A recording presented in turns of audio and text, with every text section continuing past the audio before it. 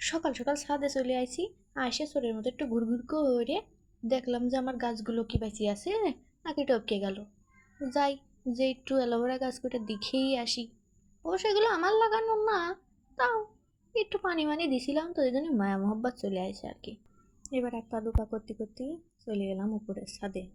আমাদের আবার দুটি সিঁড়ি, মানুষ একটা সিঁড়ি দিয়েই বাসে না, আমাদের আবার দুটি সিঁড়ি। এবার ছাদে যেয়ে দেখলাম গাছগুলো ভালোই তাজা তাজা হয়েছে। কয়দিন যে বৃষ্টি নামলো বাবা, একেবারে বৃষ্টির দুর্ভিক্ষ পড়ে গেল। এদিকে আমার এই লেবু গাছে দুটি লেবু ধরেছে, সে কবেতে এইটুক সাইজ দেখতেছে আর বড়ই হয় না। আরো কয়টা গাছ আছে, যাই এবার ওইগুলোও দেখে আসি। না, বেশি আছে, মরে নাই, গাছগুলো সবই বেঁচে আছে।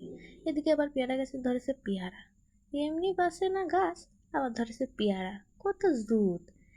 পেয়ারা গাছে অবশ্য ভালোই পেয়ারা ধরেছিল, ভালোই স্বাদের পেয়ারা। তো মনে করলাম যে এটা খাই। যেমন কথা তেমন কাজ, কথা পড়তে দেরি কিন্তু কাজ করতে দেরি না। টুকুস করে পেয়ারাটা ছিঁড়ে নিলাম, নিয়ে আকাশ দেখতে দেখতে মনের আনন্দে খাতে লাগলাম।